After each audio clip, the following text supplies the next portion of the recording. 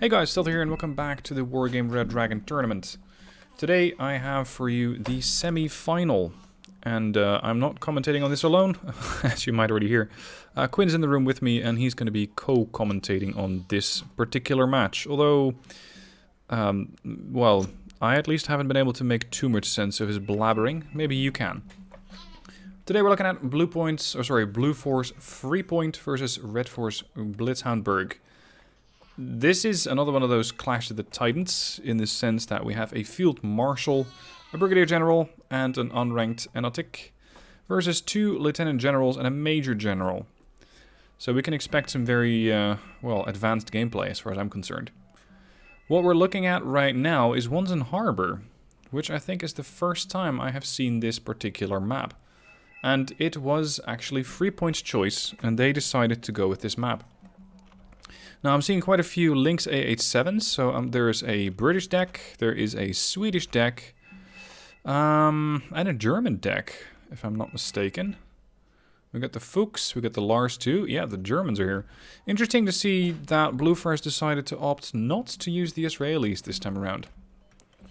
Over here we have Pinsgauer XA180s, so it is definitely the Finnish. ZSL 56. Blitzwar is playing with the Chinese. And what am I missing? Have these guys not deploying? Oh, here's Saltberg. It's a Pinsgauer.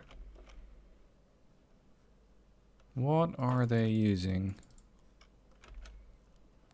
BVP M80As. If I'm not mistaken, that's Yugoslavia. Now, let's see if they have any attack markers. We have Enotic going here.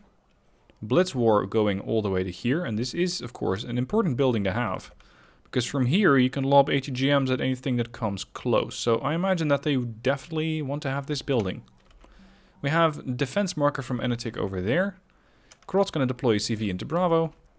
There is no requirement to cover the sea/shore because it's not the naval variant, but that doesn't mean that there won't be any kind of incursions over the water, because you can use amphibious units as well as helicopters. So keep an eye on the coastline, and it looks like this PBV 302 Alpha with an anti-air infantry inside is going to do just that. I imagine this HKP 6 Alpha is going to do the same. And as it is spawning just over the shore, it is actually already airborne, instead of having to go through the takeoff animation. Also an RBS 90 covering the shore and another anti-air unit. So they definitely have their shore covered. Let's see if we have the same thing here. Not yet. But maybe they're going to still set that up later. They do have a Hera 2 deployed, which can keep an eye on the shore as it develops. We got a Rak 91. I wonder if this is just going to turn into one large meatgrinder, in which case it can very much go either way. Red Fort generally has slightly better infantry, but it really depends on what kind of early strike either party can get off. Because, of course, if you can take any kind of random bombing run against one of these convoys, you're going to lose a lot of infantry. And with the rules of the tournament being 3,000 starting points and no income, a meat grinder is really not that appealing, because it means that you don't have the reinforcements, or, well, you might have them in your deck, but you can't get them, because you simply can't afford them. Now, let's kick off the match, speed it up to 10 times, looks like they're still discussing tactics. Of course, these guys are probably communicating on Discord, TeamSpeak, or any other kind of communications medium. And they are using that as much as the attack markers, and probably a hell of a lot more, to discuss where they're going and what their plan is. Currently we've spent 11 minutes in the startup phase, which means we'll only have 20, well, at this point 20-ish minutes left, in order to just get the actual match going. Blitzwar, oh, Blitzwar has an attack marker here. Interesting. Oh, here we go. Slow it down. Either party, well, both parties actually are already launching cluster, and it might turn out, no, never mind. I thought they were going to hit over here with the Lars, but they're not. Sea Harrier engaging the Hera 2, And over there on the far right, a MiG-21 BIS is looking for any kind of helicopters that might go this way. So the helicopters from Enetic are currently not going to be able to get to here. They will have to fall back until that 21 BIS is down, and that's when the F4 KWS comes in. Takes out the aircraft, there it goes, but consequently gets shot down by a MiG-29 913. The Sea Harrier is pretty incapable of doing anything at that range. Blue 4 is the first to take a couple of buildings in the form of Norrlandsjägare. So we actually have the Swedish guys taking the point. Unfortunately, their transports are not really that useful in any kind of offensive or defensive role because they don't have any kind of armament. No autocannons, not even a machine gun. It's just a truck trying to get the hell out. SAS guys taking a position inside the town. Probably not exactly where they would want to be. I imagine they wanted to be quite a bit deeper into this sector. But that's when they encountered that MiG-21 BIS that was circling over the mountain. So while the SAS are not taking up position here, the Zeeshan looks like they... well, they're actually a bit deeper than they were supposed to go, I think. I saw an attack marker here that says twice Zeeshan. And it looks like BlitzHoundBerg is actually moving up a bit more. The Chinese and, yep, the Germans are looking to clash. And right now there are a lot more Fallschirmjäger than there are Zeeshan. And this is going to make it all the more difficult for the Zeeshan to perform any kind of effective counter-attack. Fallschirmjäger pushing the Zeeshan out.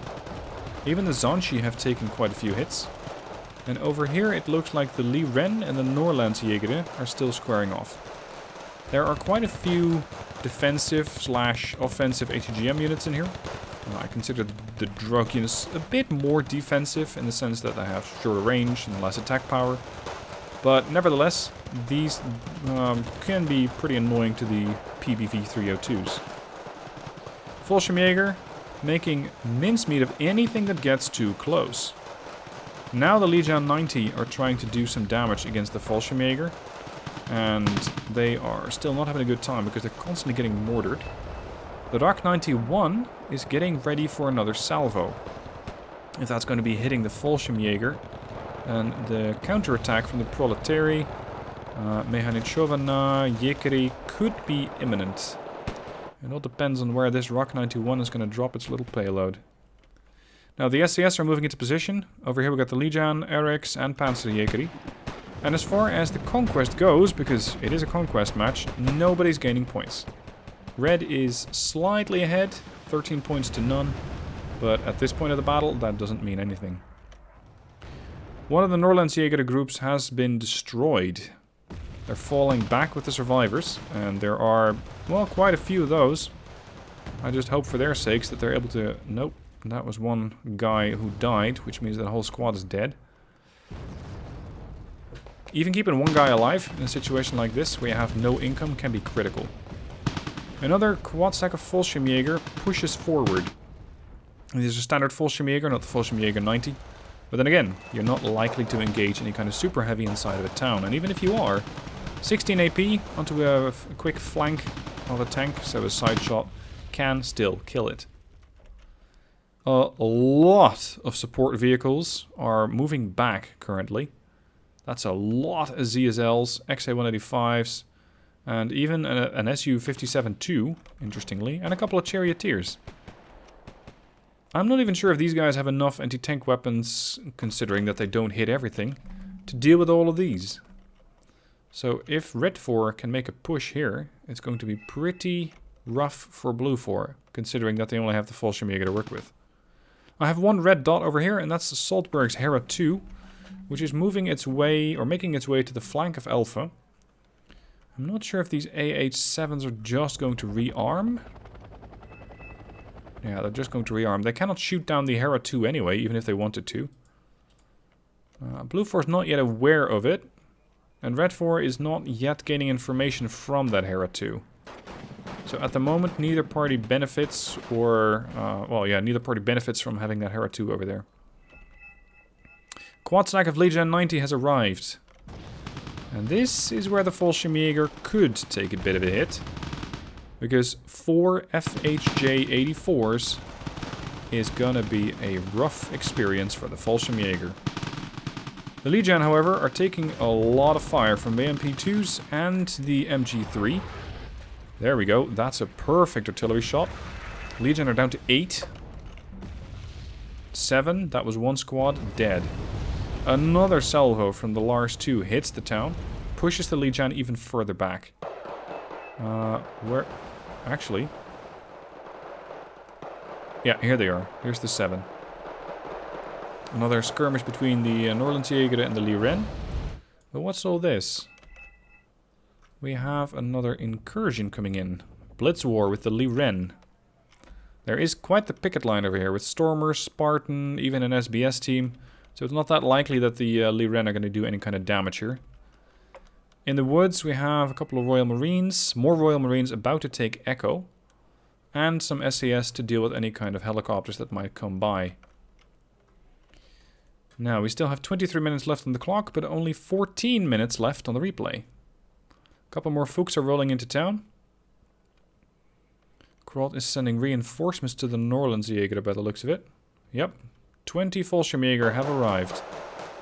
This time around is the Proletary who are going to take the hits. And... nope, the Lars 2 is not ready yet. What about the Bacan? Bacan's on the move, it's not actively firing. There's a whole group of Fuchs which are currently moving back.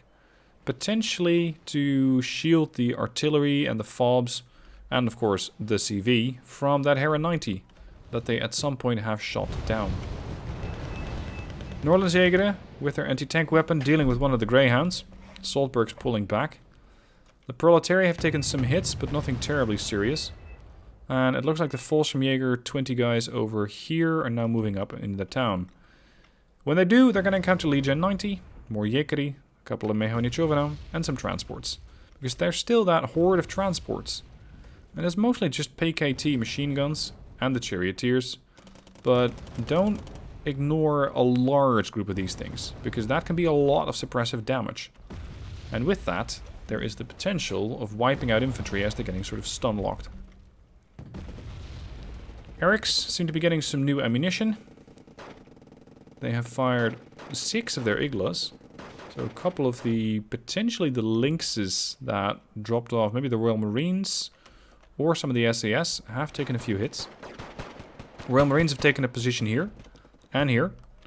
The SAS over here on the edge. It looks like they're about to cross the bridge and go all the way around the map. Another bit of meat grinding going on. Fallschirmjäger engaging Proletary and Jekeri alike. And it looks like Red 4 is getting the short end of the stick. Because they are starting to lose some serious forces here. Jekeri are being pulled back. Legion are being pulled back. And now a triple stack of XA-185 KTs pushes back the Norlandsjäger. They were a bit too happy to move towards that block of buildings. And the 185s were not terribly happy to see them. Fallschirmjäger being pulled back. There are some stalwarts driving back and forth with supplies. But I think they can barely keep up with the amount of supplies that are currently needed. Red 4 captures Echo. And not just that. They have also, I think, captured Fox. Yeah. Because now Red 4 is at a +2. This means that Blue 4 is going to have to make a move somewhere. Yeah, there's the CV. M84 AK nonetheless. So this is going to be a pretty difficult vehicle to uproot with artillery. You're going to have to go in there with the Norlandsjäger or other infantry and push them out. Another artillery salvo from the Lars strikes the town. Once again dealing morale damage to the Proletary, the Jekeri and the Legion. The Fallschirmjäger seem to, well, making a bit of a move towards the town. There we go. Now they're pushing back the surviving Jekeri, dealing with transports here and there. And once again, back out. What about that Rak? Rak is still there, seemingly ready to fire. There's another triple stack of Legion 90 which are ready. But they do need some supplies, and I suppose that that's what the XK or SX250 is ready for. Fallschirmjäger. There we go, that's another squad down. Over here, yep, it's the SCS moving around the town. And ignoring everything in there. At this point, the Liren are about to encounter the Stormer. But the Z9A is pushing... Oh, was pushing in as a rover RBS 90 takes it out. That could have been quite close to the Becan 1C. They could have had that thing. Still though, a +2 for red. Blue, your move. Here's the whole fleet of ZSLs. There's another triple unit coming in. More ZSL with infantry ready for the fight. I imagine they might put that into Echo to make sure that they can maintain control over Echo, as it is going to be pretty imperative to hold on to this. A blue 4 command unit comes in. But to where? Are you going to risk putting it into Fox? Just to stem the bleeding from having a +2 for red? There's not a whole lot of blue for or red for infantry left, although there is a triple Legion 90 threat coming in, which are immediately getting greeted by the Fallschirmjäger as they get close. This is Fallschirmjäger jumping into the building, which means that the Legion 90... Oh! Bit of blue on blue artillery there. These guys, well, it's evident that only one stack is going to make it out, and it turns out that it is not the Fallschirmjäger. Legion 90 have survived, and moreover, have taken out a quad stack of Fallschirmjäger. There are some more, but they are in need of reinforcements. So the stalwarts are immediately dropping off fresh guys, but definitely not fast enough. We need a lot more supplies here. The SAS seemingly have been detected. I think firing a Stinger gave them away. So they have an Mi-8T on their ass, but again, with the Stinger, not a problem right there. So Solbrook immediately puts an attack marker, warning that there is an SAS team moving around the flank. With blue 4... Oh, there is the CV. They had just... Yeah, of course, they just had to put it into Delta. They now have a +1 for red, so it's not as bad. And now a couple of Fuchs are rushing forward against drug teams which don't really have their weapons turned on. So even a couple of transports can wipe out the HGM teams. The same can be said for the Pistols 94, but a grenade launcher is a bit of a different vehicle to deal with. A bit of a different threat. Still, the SAS and the Norlandjäger are getting quite close to finding the command vehicle. They haven't found it already. Can Blue foresee that? No, not yet. Of course, transports are blind as a bat. There we go, now they found it. But that command tank is not going to be taken out by a couple of transports. We need something bigger and better than that. An AT4 is okay at 19 AP, but Red is already pulling out the CV, not waiting for an encounter there. Blue Force SAS still moving around the flank, having found the command infantry all the way in the back. Anatic immediately puts an attack marker on it. These guys didn't actually open up against the command infantry, but they know where it is. And I guess they're relaying that information right now to the Becan 1C. And with that, that could be pretty bad news for the infantry here. No, the Becan 1C was firing at a different target. It was firing at the middle of the town here, dealing damage potentially against the Legion 90, although they have jumped buildings already. Becan 1C moving. That's a different player. I expect that these guys are really coordinating very well. There we go, the Becan 1C is targeting again. Targeting, reloading, and getting ready to fire another salvo at the already wounded command infantry here. With these on the move and the command tank back in, we're still fairly neutral. Once this command unit gets taken out, that's a different story altogether. Looks like we have some movement from all the ZSLs. Fallschirmjäger 90 are just mopping up some remaining proletary. They are taking some fire from a charioteer duo, but I don't really expect them to do that much damage. Because it's only, what is it, 3 HE at a fairly low rate of fire. The SAS have found their prey. They have found the command infantry, but first we have to deal with a couple of transports. And unfortunately for the SAS, they only have the M16 to go after the command infantry with. They are still chasing them down. And both parties continuously hop buildings. The SAS trying to constantly trying to get these guys killed off. They don't have any defenses against the against the transports anymore. We're just playing hopscotch right now. There we go. They're jumping again. They don't really have anything to deal with the transports as they have fired all their 84 ammunition. So all they have to do is keep these guys moving and preferably away from the command sector so that blue can gain some more points. The command tank has taken a bit of a scratch, but only 1 hit point. But more importantly, they flushed it out of the sector, putting blue 4 at a +1. Red 4 no longer has control of Fox, but they do still have control of Echo, although it is shaky with that 2 command infantry units or 2 command guys left from that squad of 5. Another artillery salvo from the Buchanan 1C strikes the last known location of that command infantry unit. It does, however, seem like Red 4 is doing a counterattack. They are... they saw the Jupiter and they thought that maybe there's a command unit in there. There's not. The command unit's over there. But the Lee Ren might be able to catch those. Unfortunately, they did capture the Stalwart. And that gave their presence away. Does Blue 4 have anything that they can still send out to deal with this thing? Not much. So pulling these guys out is probably a bit of a last-ditch effort. Because otherwise the Lee Ren is going to keep jumping building and they will catch them. Red 4 is still at a +2. Blue 4 is still trying to hunt down the command tank. It has a track hit. It's currently working its way through a couple of Fuchs over there. Command infantry is back into Foxtrot. And with control of Fox and Blue losing control of Bravo, Red 4 is still at +2. Come on, SAS.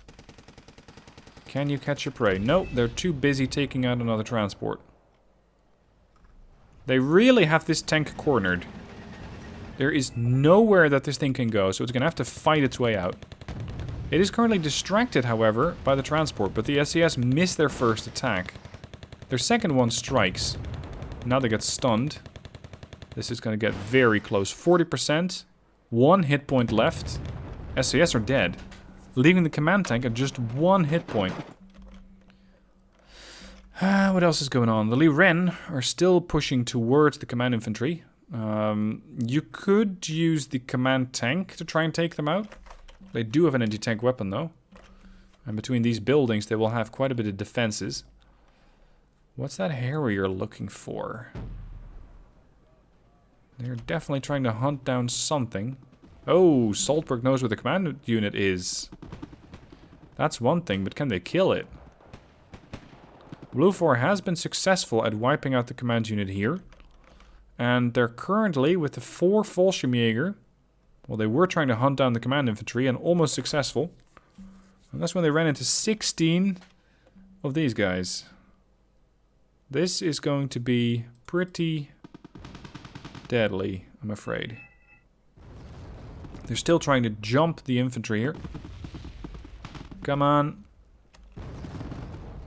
Erikskoya trying to defend as much as they can. The command jump again. The SAS over here, by the way, have found their target. And they are successful at wiping it out. It does, however, look like Red 4 is completely decimated. They still have 1 infantry squad over here. 1 here. 15 Eriks over there, and 6 Lee Ren over there, but that's it. That is the entirety of the infantry force of Red 4. They still have a RAK 91 and an M80A, but it is going to prove pretty damn difficult for Red 4 to hold on to this, despite that they still have a +2.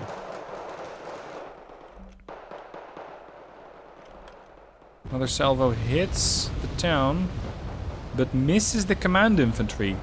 Albeit only just. Command infantry moving. Once again surviving yet another attack. Lee Ren are currently wiped out, but at the expense of 2/3 of the Führungsgruppe command guys. The game is not quite sure whether there's 2 or 3 of them. But anyway, the command infantry survived. We've got SCS coming in here from the flank. That's a T-55 AK command tank, and over here we got Zwi Huiban, command infantry. More Fallschirmjäger are moving up. Are the fobs empty yet? This one's pretty much empty. And the other one has been destroyed, hasn't it? There were 2 fobs. Now there's only 1 remaining, so I think that the artillery salvo was able to destroy one of the fobs, which is also a great way to get the Bacan 1C to shut up. Harrier standing by, dealing potentially with all the Erics over here. Yep, half the Erics group is dead, and the command infantry is dead in Echo. That puts Red 4 only at a +1. Norlandsjäger pushing the line. Going to wipe out the ZSL, and the command tank is next. So the command tank is not waiting around to see if that anti-tech weapon is going to be accurate. And they're immediately pulling the tank out, putting Blue 4 at an instant +3. As Red 4 has lost Golf. And not just Golf, but also Echo. These guys put a hell of a fight into trying to keep the command infantry alive. But unfortunately, no such thing. Blue 4 at a +4. And the command tank is dead, leaving only the Zuihuiban and the M84 AK. And that leaves Saltberg to surrender, and by the looks of it, the other guys too. So that is GG to BlitzHoundBerg and Freepoint. BlitzHoundBerg, Red 4, fought a hell of a fight, but they just couldn't keep up with the amount of infantry, and potentially moreover the artillery strikes that Blue 4 was pouring into the town. They did have a couple of really nice behind-the-lines operations going, but unfortunately the picket line from Blue is just a bit too good. I did find it very refreshing to see a non-Israeli Blue 4 setup, because we have seen Israel on pretty much every encounter in this tournament. Now, this means that Freepoint is going to go to the final. Who they're going to meet in the final remains to be seen. We are waiting for a match currently between it's Rasputin and GSI. And the winner from that gets to face BlitzHoundBerg. So BlitzHoundBerg is not out of the fight yet. If BlitzHoundBerg wins that match, they will be fighting Freepoint again. And the winner of that match is the winner of the tournament. So, a few more matches left. I will be covering them, so keep an eye out on the channel. Link down below in the description to the challenge in case you want to follow along. And I hope that you guys enjoyed this match. Thank you for watching, I hope you had fun, and I'll catch you guys soon for the next one.